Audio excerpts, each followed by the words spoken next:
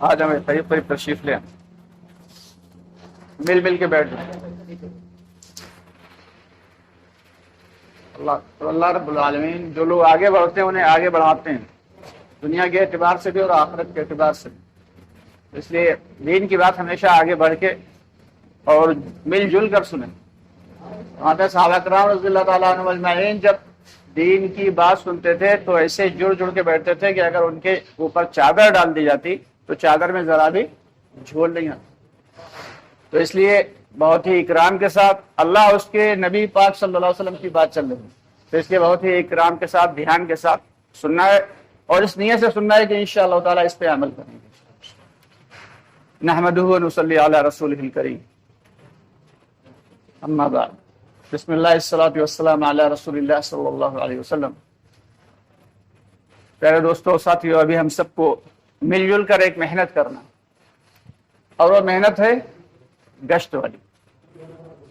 اس مسجد کے اطراف میں جتنے بھی ہمارے ایمان والے بھائی ان سے ایمان کی نسبت پہ ملاقات کرنا ہے۔ شعیب بھائی آ گئے، پڑھے لکھے لوگوں کی زیادہ ضرورت ہے بھائی، آگے آگے آپ بھی آگے۔ اس مسجد کے اطراف میں جتنے بھی ایمان والے بھائی ہیں ان سے ایمان کی نسبت پہ ملاقات کرنا ہے اور اپنے کمزور ایمان کو لے کے قوی ایمان کی دعوت دینا ہے،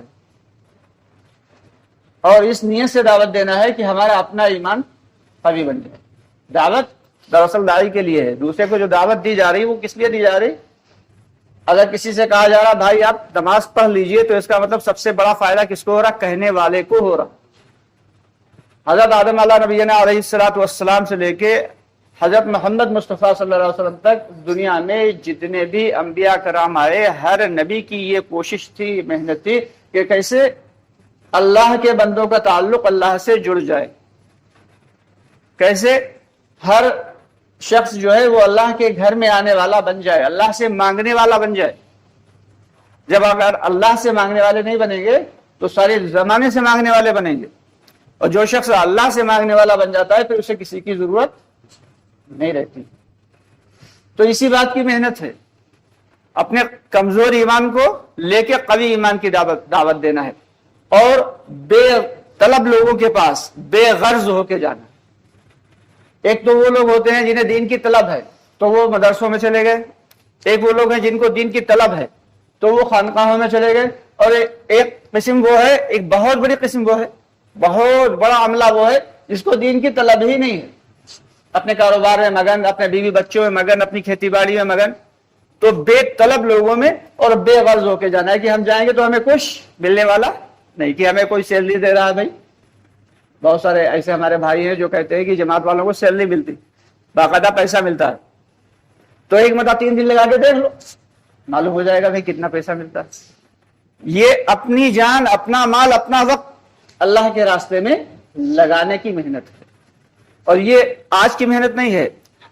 تمام انبیاء کرام نے اس دعوت کی محنت کو کیا، اور تمام صحابہ کرام رضی اللہ تعالیٰ عنہم اجمعین نے اس دعوت کی محنت کو کیا، یہاں تک کہ آخری جماعت جو ملتی ہے کہ آخری جماعت حضرت خلیفہ ہارون رشید رحمۃ اللہ علیہ کے زمانے میں نکلی، جو عمومی محنت کی، دین کی عمومی محنت کی جو آخری جماعت تھی وہ تب نکلی تھی۔ اس کے بعد سے پھر اللہ رب العالمین نے حضرت مولانا الیاس رحمۃ اللہ علیہ پہ کام کھولا، اور ان کے ذریعے اللہ نے اتنا بڑا ایک عملہ تیار کروا دیا سارے عالم میں کہ شرابی ہے وہ بھی آؤ، جواری ہے وہ بھی آؤ، جھوٹا ہے وہ بھی آؤ، زانی ہے وہ بھی آؤ، کوئی بھی ہے آؤ دعوت۔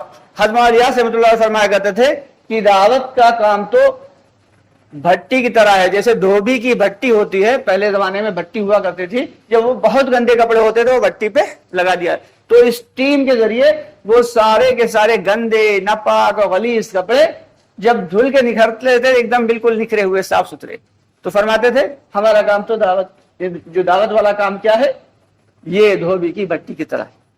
تو ہمیں کسی کی برائی کی طرف دیکھنا بھی نہیں ہے، ہر ایمان والے کے اندر بہت بڑی صفت یہی ہے کہ وہ اس کے اندر اسلام ہے، اس کے اندر ایمان ہے، ایمان کا شمع تو ہے، چاہے وہ کسی بھی فرقے سے تعلق رکھتا ہو، چاہے وہ کسی بھی علاقے سے، کسی قوم سے، کسی ذات سے، کسی برادری سے کچھ نہیں لینا دینا، لا الہ الا اللہ محمد رسول اللہ، اتنا کافی ہے۔ تو ہم سب کی محنت کیا ہونا چاہیے کہ ابھی ہم سب کو یہی محنت کرنا ہے باہر جا کے.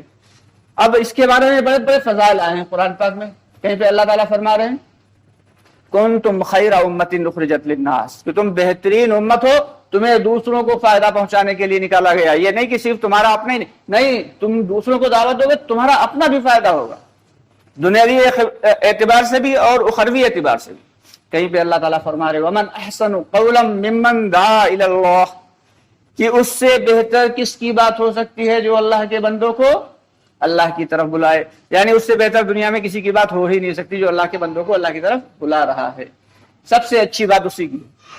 اور احادیث شریف میں بڑے بڑے فضائل ہیں کہ اللہ کے راستے میں جو شخص گشت میں جاتا ہے، ابھی ہم لوگ گشت کریں گے نا، اللہ کے راستے میں جو شخص گشت کے لیے جاتا ہے، اگر اس کے اوپر دھول جو اڑ رہی ہوتی ہے تھوڑی بہت پیروں پہ گر گئی تو پیروں پہ جنت کی آگ، جو جہنم کی آگ تو آگ، دھواں تک حرام. نتنوں کے ذریعے اگر پیٹ میں چلی گئی تو وہاں بھی جہنم کی آگ تو آگ، دھواں بھی حرام. اگر بدن کے کسی بھی حصے پہ وہ دھول پڑ گئی تو اللہ تعالیٰ اس کے جسم پہ جس حصے پہ دھول پڑی ہے وہاں پہ جہنم کی آگ اثر نہیں کرے گی. یہ اللہ کے راستے میں جانے کے، کیونکہ وہ اپنے فائدے کے لیے جا ہی نہیں رہا. ایک ہم نماز پڑھنے چلے آئے تو نماز پڑھ رہے ہیں کس کے فائدے کے لیے؟ اپنے فائدے کے لیے. اور دوسرے کی خوشامد کرنے جا رہے ہیں، کنڈی کھٹکانے جا رہے ہیں، دوسرے کی ٹوڑی میں ہاتھ ڈالنے جا رہے ہیں. بھائی چل کے نماز پڑھ لے، بھائی چل کے نماز پڑھ لو، بھائی اللہ کے گھر میں اللہ کی بات ہو رہی چل کے سن لو، اللہ کے نبی صلی اللہ علیہ وسلم کی بات ہو رہی چل کے سن لو. تو یہ بلانا جو ہے یہ اللہ کو بے حد پسند. ایک چیٹی نے اپنی قوم کی فکر کر لی. کیا فکر کر لی؟ کہ سلیمان علیہ السلام کا تخت چلا رہا اڑتا ہوا، اور لمبا چوڑا تخت تھا، اس پہ لاکھوں لوگ بیٹھتے تھے اور انسان بھی ہوتے تھے، جنات بھی ہوتے تھے. ایک وادی سے جب گزرا تو اترنے لگے جب ان کا تخت، تو وہاں پہ چیٹیوں کا ایک بل تھا. تو ایک چیٹی نے کہا ارے جلدی کرو، اپنے اپنے بلوں میں گھس جاؤ، ایسا نہ ہو کہ سلیمان علیہ السلام کا تخت تمہیں کچل ڈالے. یعنی لوگ جب اترے تو تم اس میں کچل جاؤ. اللہ کو اس چیٹی کی جو بات تھی پسند آئی، اتنی پسند آئی کہ اس نے اپنی قوم کی فکر کی. اپنی نہیں، بھاگ کے چلی جاتی، اپنے بل میں چھپ جاتی، اس نے اپنی قوم کی فکر کی. جس کے نتیجے میں اللہ تعالیٰ نے قرآن پاک میں باقاعدہ ایک سورت جس کا نام ہے سورہ نمل، یعنی چیٹنگ نام سے ایک سورت نازل فرما دی. تو یہ دوستو بہت اہم کام ہے. ابھی ہم لوگ اس کی افادیت کو، اس کی حقیقت کو سمجھ نہیں پا رہے ہیں.